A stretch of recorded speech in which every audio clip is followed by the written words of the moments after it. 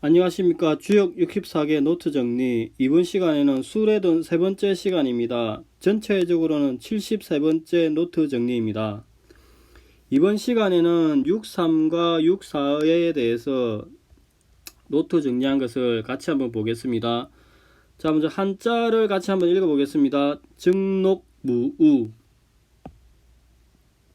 유입 우림중, 군자기 불려사 왕린.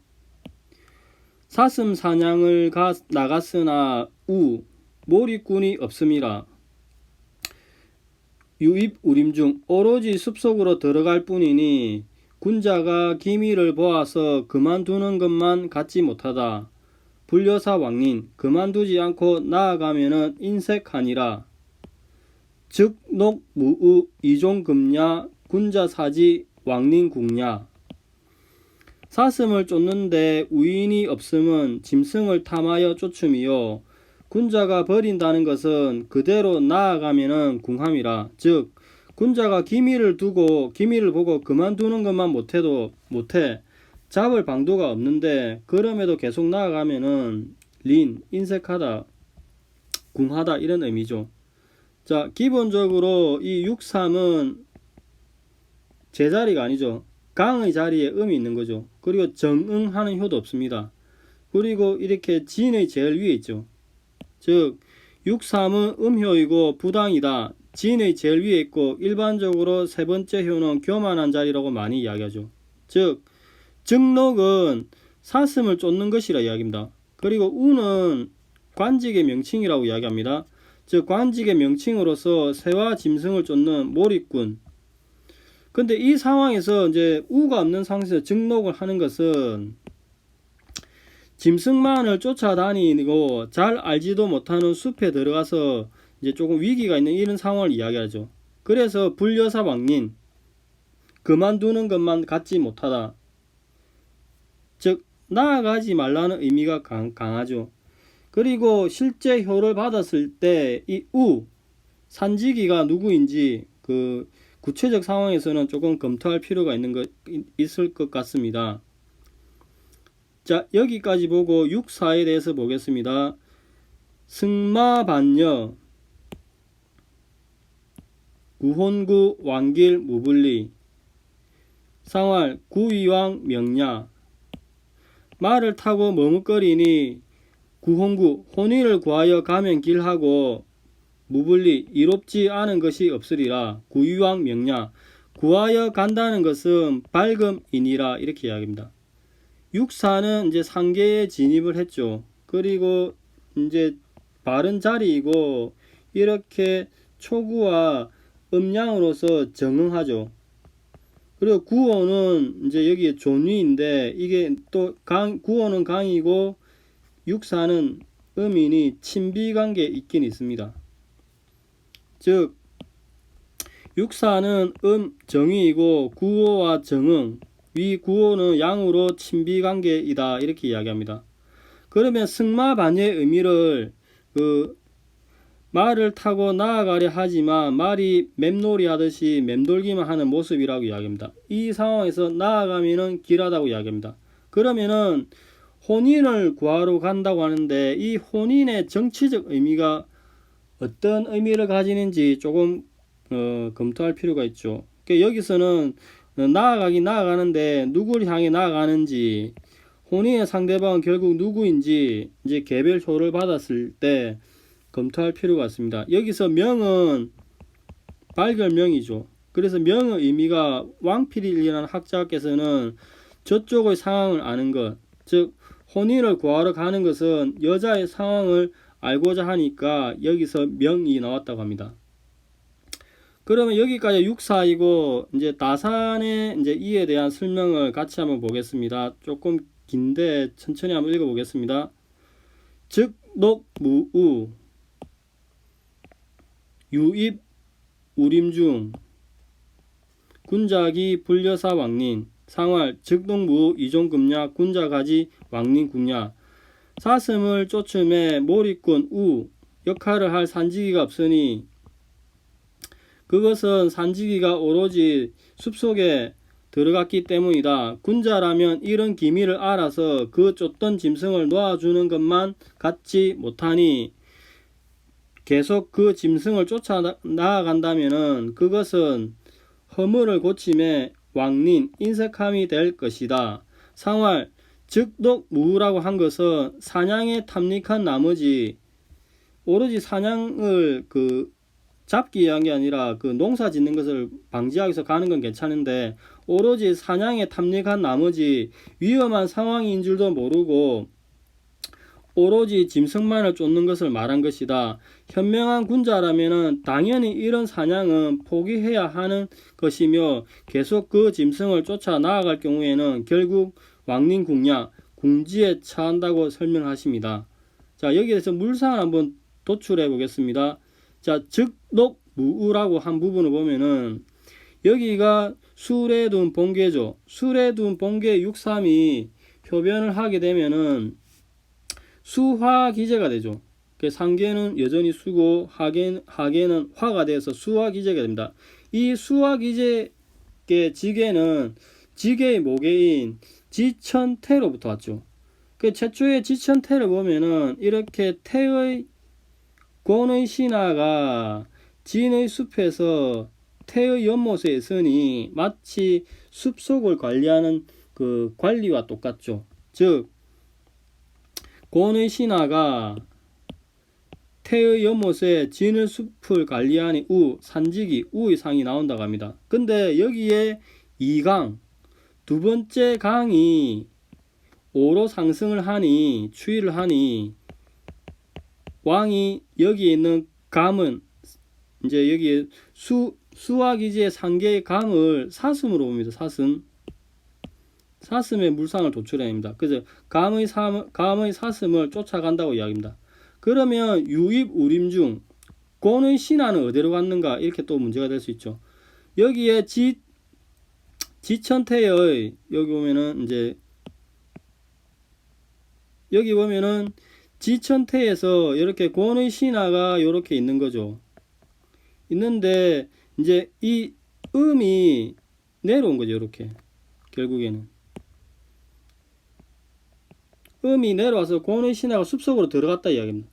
그러면은 곤의 숲속에 들어간 상태니까 무우 없는 상태죠. 근데 왕이 중요한 정사를 나라의 살림을 살피지 않고 이렇게 중요한 정사를 돌보지 않고 사냥에만 빠지니까 혼란이 가중된다 합니다. 즉 어두컴컴한 숲에 사냥을 하면서 산지기 없이 직접 사슴을 쫓으면 들어가니까 위험한 상이 나온다고 합니다. 그리고 수화기제 학계와 상옥계 역시 여기 보면은 학계가 리나 중간에 이렇게 활과 화살이 있는 거죠. 즉 기제계 학계는 리이고 호감은 화살인데 그 기미가 두렵다고 이야기합니다. 그 두렵다는 의미를 보면은 이렇게 수레둔을 상옥계로 이렇게 하면은 여기를 3, 4, 5를 상계로 하고 2, 3, 4를 학계로 하면은 산지밖계가 도출해져. 이 산지밖계 3효를 변화시키면은 중산간의 지계가 되죠. 중산간은 이렇게 뇌산소가라는 모계로부터 왔습니다. 그러면 뇌산소가는 전체적으로는 대감이죠. 대감. 그 감은 험난함, 위험이죠. 그러면은 소각계에서 이렇게 군자가 대감을 알면은 그 기미를 알아서 이렇게 간의 정지가 있으면은 좋을 것인데 그럼에도 불구하고 이렇게 나가면은 일단 여기에 6이 강이 제자리가 아닌 게 되죠. 바른 자리도 아니다. 즉 설명하시기를 소각계에서 멈추면은 감의 통함이 있고 근데 중산간으로 나아가면은 간의 궁함에 처하게 되니까 여기 설명을 더 보면은 간은 궁함, 감은 통함, 순통함, 감을 버리고 이렇게 감의 통함을 버리고 간으로 나아가니 공궁함을 취함은 사냥 취미에만 빠져가지고 나라의 정사를 보지 않는 왕에 대해서 이를 경계해야 된다는 경계사의 의미를 가지고 있습니다.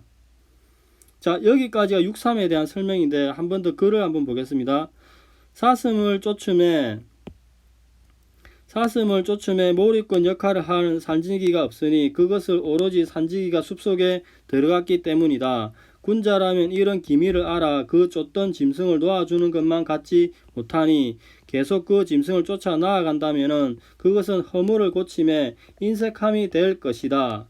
상활, 즉독무라고 한 것은 사냥의 탐닉에 한 나머지 위험한 상황인지도 모르고 오로지 짐승만을 쫓아 가는 것을 말한 것이다. 현명한 군자라면 당연히 이런 사냥은 포기해야 하며 계속 그 짐승을 쫓아 나아갈 경우에는 결국 궁지에 처한다. 이렇게 설명하십니다. 자, 여기까지가 6.3에 대한 설명이고 6.4를 한번 보겠습니다. 승마반여, 구원구, 왕길, 무불리, 상활, 구유왕, 명야. 말을 타고 되돌아오미니 혼인할 대상을 구하여 말을 타고 나아간다면 길하여 이롭지 않음이 없다. 상활, 혼인할 대상을 구하여 나아간다는 것은 예를 행함이 밝은 것이다. 이렇게 이야기합니다. 그러니까 승마반여의 상은 한번 보죠. 이제 이 최초의 술에 든 본계가 있습니다. 술에 든 본계가 이제 6.4가 변하면은 이렇게 지게가 나오죠. 택내수가 되죠. 상계는 택이 되고 하긴 뇌가 돼서 택내수가 됩니다.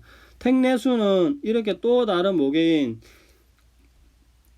그러니까 천지비로부터 봤죠. 그 천지비 상계는 건의 말이 있었는데 이렇게 추이를 하게 되면은 태녀가 나타나서 건의 말을 타고 있는 그런 상황이 나오죠. 예전에도 이제 본계 이전에 이걸 약간 끊어가지고 보면은 이렇게 조금 끊어가지고 보면은 예전에도 본계 이전에 본계의 모계 시절에 태녀가 이렇게 있어가지고 감의 난을 일으킨 적이 한번 있었는데 다시 나타나는 상황이 있는 거죠. 즉 글을 보면은 천지빅계 시절에 건의 말이 있어서 추이를 하게 되면은 1이 6으로 가면은 태녀가 건의 말을 타는 상 전체적으로 여기를 이야기하고 있습니다. 지금 나오는데 이 상황은 마치 예전에 있었던 이 상황과 유사하다 이렇게 이야기하죠. 즉 그 본계의 모계인 임계가 태녀가 수계에 다시 나타나는 여기 있는 태녀가 다시 나타난다 이렇게 이야기하죠. 다시 나타나니까 승마반여의 상이 나타난다. 즉 택내 수계에 대감의 날이 일어나니 이리저리 방황하는 상이 된다 이렇게 이야기합니다. 그러면은 혼인을 구하러 가면은 길할 것이다. 이걸 보면은 자 본계인 술의 둔께는 6.4가 효변을 하면은 택내수가 되죠. 택내수는 최초의 천지빅계의 모계로 봤었죠. 그 택내수를 자세히 안에 보면은 이렇게 간의 사이가 있고 태녀가 있는데 전체적으로 이렇게 대리로 만나고 또 이렇게 2와 5가 음양으로 정응을 하니 길하여 이롭다 이렇게 하죠. 즉 택내수의 간의 사이와 태녀가 리의 만남을 가지는데 최초의 그 지계의 모계인 천지비로부터 1이 6으로 가니까 혼인은 반합이고 태녀를 얻으니까 혼인하고자 나아감 구혼구왕 이렇게 됩니다. 즉 2와 5가 결국에는 음과 양으로서 응하니 이롭다 이렇게 이야기하는 거죠. 그 다음 명야는 이제 그 술에 둔 본계가 있습니다.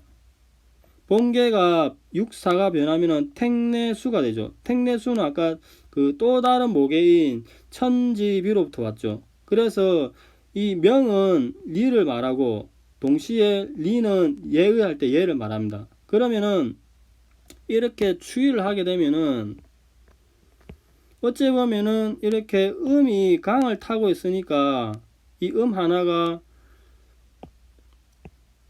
강을 타고 있으니까 위험하다고 생각할 수 있는데 그것이 아니라 혼인에 관한 점인이 이렇게 대리의 상이 나오니 혼인의 상황으로 혼인에 관한 상 점으로 생각하면은 이롭다고 이야기합니다. 즉 곤란을 당한다는 관점에서 보면은 태가 있어서 위험이 된다고 생각할 수 있으나 그게 아니라 혼인에 관한 점으로 보면은 리로서 좋은 만남이 이루어지니 결국에는 길하다 이렇게 보는 겁니다.